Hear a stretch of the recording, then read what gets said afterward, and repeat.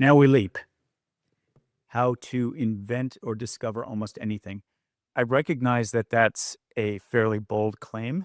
And so, in preparing for this talk, uh, I circled around what I really wanted to leave you with. And Jess mentioned the three powerful principles.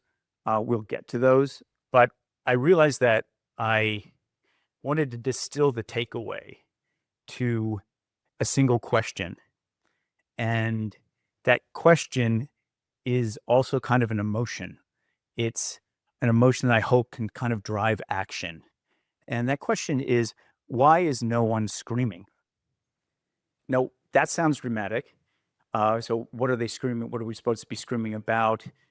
You know, exactly. For the purpose of this talk, it's why is no one screaming about how we as humans tend to get stuck and preoccupied with very established, sort of stagnant, small bodies of knowledge, when I believe we could be swimming in oceans of discovery. I spent 8 years, as Jess mentioned, studying inventiveness in Australia. I come from New York originally, and Australian inventiveness jumped out at me. It's something I wanted to dive right into. And I thought at the start of it that I was going to be writing stories and novels, or not a novel, sorry, a long-form book about the inventors and their inventions and their motivations. I'd done that type of work before, but I was wrong. I realized that it soon became clear that what I was really researching was the future. And it was a future that was a different way of engaging in discovery, in all the possibilities around us. So as a result of this work, I'm convinced that we live in a world where discoveries and inventions, like large and small, are hiding in plain sight. And billions of us over decades and even hundreds of years are staring straight in their direction. These are in plain sight. And we instead point in a different direction and spend our time and our treasure, our resources with much smaller, less fruitful things. And these discoveries, in many cases, go unmade. So how is this even possible? To start, I'm not sure if that's working. Is that working? Yes. Great, thanks. Sorry. So to start, we're often stuck in the wrong kind of knowledge, thinking it's the right kind of knowledge. Knowledge is, it's hard to attain. Like, we get possessive of it when we attain it. I'm wondering how many of you know, say, a person or as a smart person who will fight to the death about an untrue piece of knowledge when it's been thought, when it's been shown clearly to be untrue. Yeah, I'm getting some heads nodding. I think we do it. I do it. I've done it. But knowledge is power, right? It's also comfort.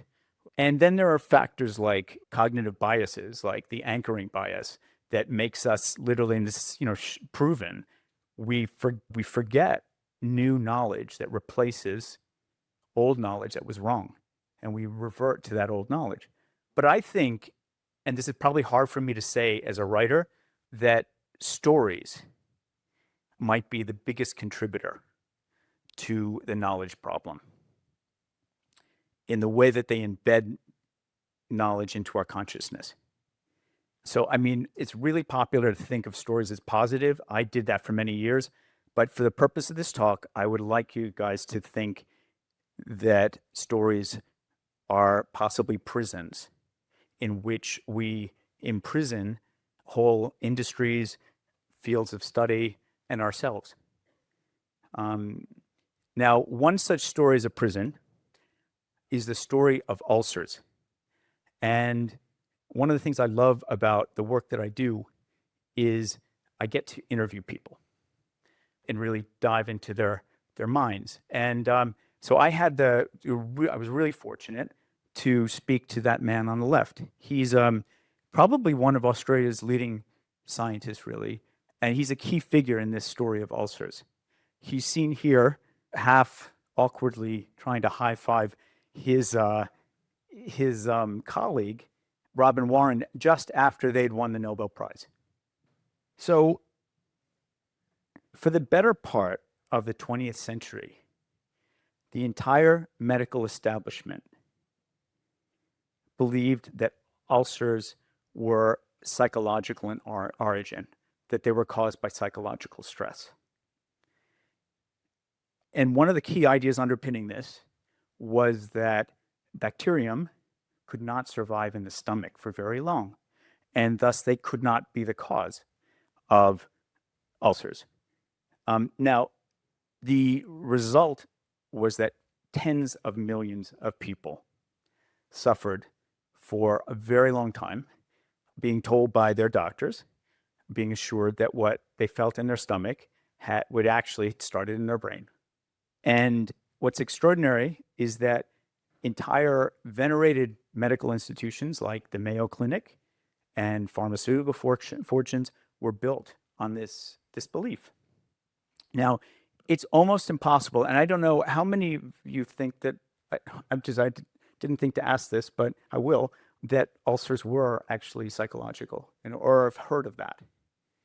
Yeah, it's interesting. But it's almost impossible to imagine how entrenched this was. If you wanted to depict a movie character, a stressful, anxiety-prone movie character, give him an ulcer, right? It was really easy. But the problem is that comedy underpinned or kind of covered up a really dark reality, which is that ulcers are a precursor for stomach cancer.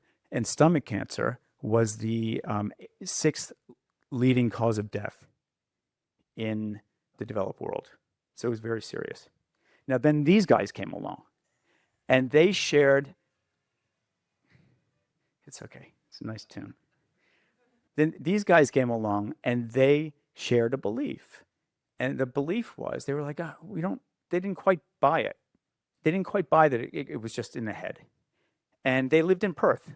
Now, Perth is, as everybody knows, it's really the most remote large city in the world. And they were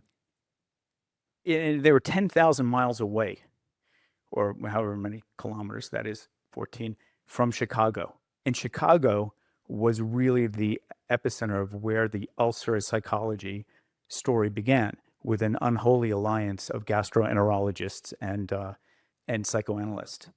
But one of the pair, Barry, right there, he grew up in an even more remote place, a mining town. And he spent his childhood and young adulthood taking machines apart and then putting them back together. And so his instinct was, if something was mechanically broken, that you could probably find a mechanical reason for that problem. So he would look at the material cause first. And so when he was a young doctor and he had people presenting to him, with ulcers, he was thinking, well, I don't see these guys aren't urban stress heads. They don't seem to be neurotic. They're not fitting this narrative. And if they were stressed, it was only because they had a terrible ulcer. They're in a lot of pain. So I don't want to get lost in the twists and turns. It's a great story. It took years to unravel this. But the bottom line is that they were right. They were right. And the world, was wrong. The entire medical establishment was wrong. Ulcers were not caused by stress. They were caused by a bacterium, Helicobacter pylori, which many of you probably have heard of. It's H. pylori. And Marshall, who is a pretty extraordinary and bold kind of character, he literally drank the H. pylori to prove causation. He drank it, and then he developed the symptoms, and then he took antibiotics, and the symptoms went away. Now, not surprisingly, the medical establishment pushed back hard on this. They were called quacks. What did they know? They were from a far corner of the world, but the evidence mounted. They got the world's attention, and the evidence mounted.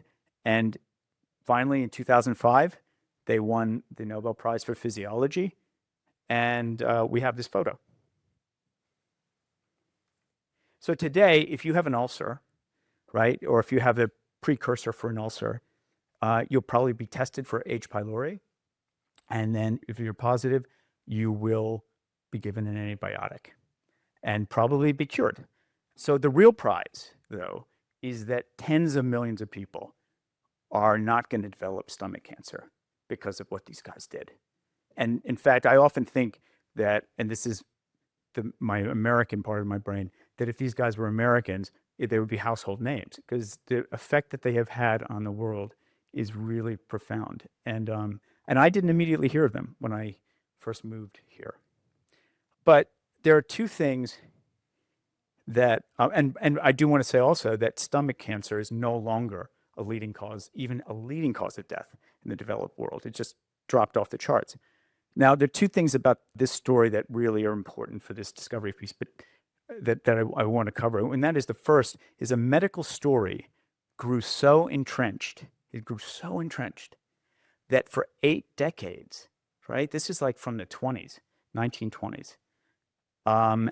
Despite, and this is why I say, why are we not screaming? Despite it being completely ineffectual, right? I mean, really, no one was being helped here. It stuck, and it was really hard to displace. And these guys were, mocked. But the second thing, which is also really critical, is that, and this is not to take anything away from these two men, but it was kind of hiding in plain sight, because Marshall did a lit review, and I'll talk a little bit about that later, and it was clear that there had been research showing that bacteria could live in the stomach, from like the late 1800s. And so it was just a matter of them going back and going, well, actually, it's there. There's this chain. So that's, it's a critical in plain sight. How common are these knowledge traps? Unfortunately, or maybe fortunately, if you want to make discoveries, they are really common. As it turns out, I really think they're almost everywhere. Just take radio astronomy. 4 decades ago, the general consensus among radio astronomers was that we had 100% of the composition of the universe was all mapped out. And this caused one of the other researchers, scientists that I talked to in depth, to actually leave radio astronomy in the 80s, because he was like, oh, there's nothing more to learn here. I'm all done. I'm out. Well, it turns out that we soon just, it's dark matter, there are other discoveries, and now it's assumed that those radio astronomers were actually dealing with about 4% of the composition of the universe. 4. And that meant that they were building their research on a really small, dead-ended kind of lake, much like the ulcer researchers who would have been building on these psychological premises, right? So they were swimming in a really minuscule and underrepresented little data lake. Similarly, our understanding of women's health, this is almost a complete scandal, was premised. I don't know how many of you are aware of the idea that many, many, many studies, right, were done on males and then extrapolated for women. Now, that's going to take decades to work through, right? Because this is all these fixed bodies of knowledge that we are then going to have to get new knowledge for. So it's a profound omission. And I want to give you some other examples. I mean, this picture always makes me smile. I really am a huge fan of Jane Goodall, and who we recently lost, the primatologist. So we have to thank her for this revelation that animals use tools, right? It was her observation of David Greybeard, the chimp, that, using a little twig to get some termites, that turned her entire field on its head. And, so she managed to push us forward. But I think if we were, realistic, like, we had lots of anecdotal pieces that would have suggested, even just observation, that animals probably use tools. But somehow it took what she did, her work, her seminal work, to push everybody forward. But this is, arguably that discovery could have been made decades or centuries earlier, frankly. Neurogenesis is another good example. When I was in university, you were always worried about losing brain cells from drinking because back when I was in the university, you didn't grow new brain cells, right? So neurogenesis is about obviously the adult brain being able to grow new neurons. We didn't know until 25 years ago that that was possible. But 60 years ago, there was a lot of research that suggested it was, right? And then probably the biggest one is epigenetics and genetic determinism. Like, again, not too long ago, maybe the 80s, we thought genes are fate. And now, we know that our environment influences our genes and and they manifest differently. So there's huge ramifications. Now, this isn't just a 20th or 21st century problem. It's been going on forever. Max Planck said science progresses one funeral at a time. What he meant by that was that the opponents of an emerging truth tend to just, have to die before that emerging truth can come out into the light of day, which is sort of sad. And look, this isn't just restricted to science or medicine. It's in lots of fields, right? I mean, if you take art history, for example, it's a well-known phenomenon that, experts decide the provenance of a painting, meaning like who, where it's from, who painted it. And there's almost these delineations you can follow where you see that an expert dies, right? And the painting is suddenly attributed to someone else. And that was really driven home for me easily a decade ago with a Rembrandt, fake or real. And easily you would constantly see, oh, this expert died. Suddenly, yep, it is Rembrandt, or it's not Rembrandt. Similarly, this is also made worse by something that you could call lacunae or gaps in records. So say almost anything where there could be a gap in a record. So say ancient texts or ancient literature where you have fragmentary text or paleontology or missing bones or different layers in archaeology, and you have missing layers. What's extraordinary is that we tend to jump right into it and fill those gaps in with, truths, half-truths. I'd say half-truths, probably no truths, and then almost synthetic data, right? And then we build these hypotheses and then we stick to them like they're truth. And oftentimes that gets in the way, I believe, of discovery. Again, it's a story that gets us trapped. So why is no one screaming? I don't know if I want to linger on something negative as much as I'd like to say, could we be productive here? Can we seize this discovery gap, this knowledge problem, and do something about it? Because, yes, it's a universal problem, right? But I think it almost begins with us. So the first thing I'd say is don't give up hope. Jane Goodall was a big one on that. She fiercely, no matter the odds, don't give up hope. What I would advocate is a change in a habit of mind, almost change when you encounter new knowledge or a knowledge problem. Like how do you encounter it? So I spent the better part of a year meeting every Friday with the co-inventor of Wi-Fi. So Wi-Fi is an Australian invention, and I had the good fortune of being able to just sit down with David Skelen, who is really generous. He's very curious. He's constantly curious, incredibly insightful, has strong opinions about innovation. And yeah, I learned a lot. And one of the things, actually, I'll backtrack a little bit. So his curiosity. In the mid-1980s, he was watching a corporate video, of all things, of the Office of the Future, right? There's the Office of the Future, and he was just watching this thing, and suddenly it dawned on him. He's like, oh, all these computers that are sitting on these desks, right? They have graphics, and they have lots of data going back and forth. None of them had wires. And he was like, how's that even possible? And he was a radio astronomer. He's the guy who actually dropped out of radio astronomy because, yeah. And so he's going, well, how's that even possible? And that planted the seed for cracking the Wi-Fi problem, which which obviously resulted in all of us having Wi-Fi, ubiquitous Wi-Fi. I mean, he also reduced the size of these routers so that we could actually use them. But one of the most important points I took away from David, and I think it was probably also sum total of my research and thinking on this, was that no knowledge, knowledge isn't fixed. It's provisional.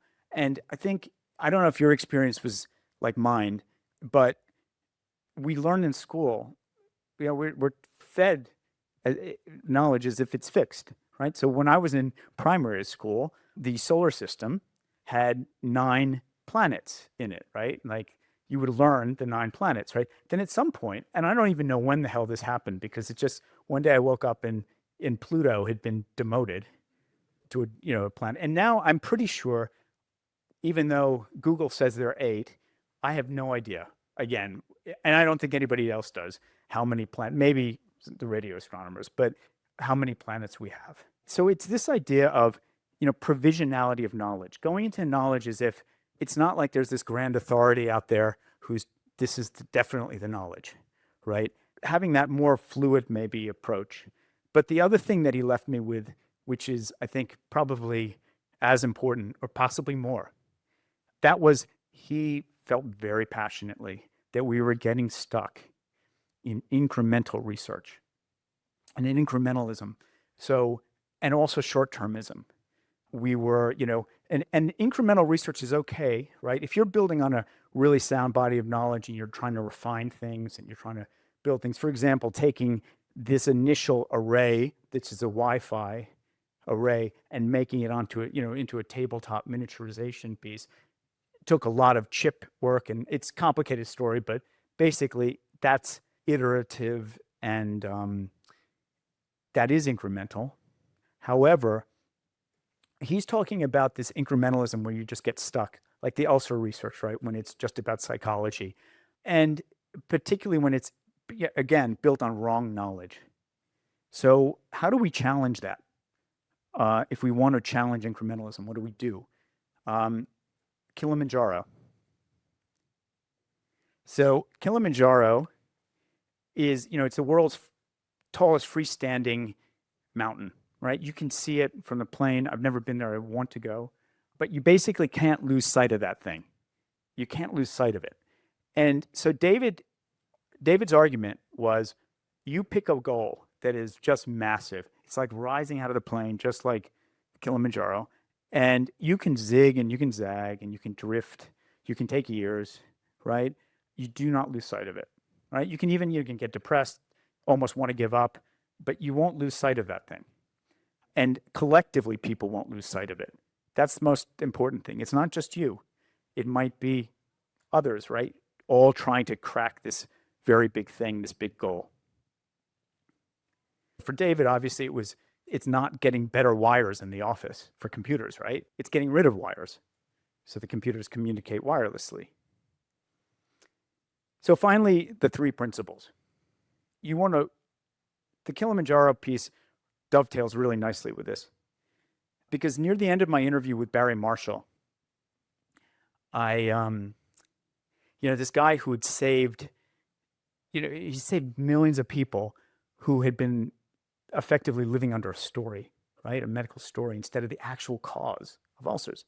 He said to me, he suggested that if there maybe was a way that we could change the world at a scale and a speed that formerly, seemed impossible, but only if we could put it into widespread use. And this was it. If you wanted to tackle something, if you wanted to make progress on a major mystery, a Kilimanjaro, you really wanted to go to something that was really entrenched, people thrown a lot of money at it, and basically gotten nowhere with it, right? So let's think maybe dementia versus polio, right? The polio vaccine, we solved it. Dementia, we've thrown a lot of money at it, but we've never had a really big breakthrough moment where we're like, we did it. It hasn't happened. Then you identify the gap in that problem. And I want to point out lit reviews and archives can have quite a bit of value in this space. I mean, you can make discoveries in those places, and then you plunge into it. And I would argue a multidisciplinary approach can be helpful. Actually, at both those stages, the first and the second, the second and the third, to help you see it differently. And so finally, I want to leave you with this. I offer you a Kilimanjaro. The next Manhattan Project, possibly the placebo effect. I'm not going to have time to go into this into the depth that I'd like to, but effectively, we know that the placebo effect is real. It's an effect. It has been relegated to some extent to sort of Byron Bay thinking. Sorry, no offense to Byron Bay. But what I'm saying is sort of just new age, not strongly, not rigorously scientific. And yet we know people, there's lots of accounts of people being cured of cancer, right? By, saline injections or sugar pills. It's extraordinary. So why, given the fact that we spend $200 billion a year on pharmaceutical research, why wouldn't we try to have a concerted effort to try to crack whatever mechanism is happening there, right? I mean, we're all very readily will say, oh, it's mind over matter. Well, what does that even mean? I don't know what that means. So I guess what I'm suggesting is, wouldn't it be interesting to dive into that type of Kilimanjaro where there might very well be a remarkable outcome from that. Anyway, thank you very much.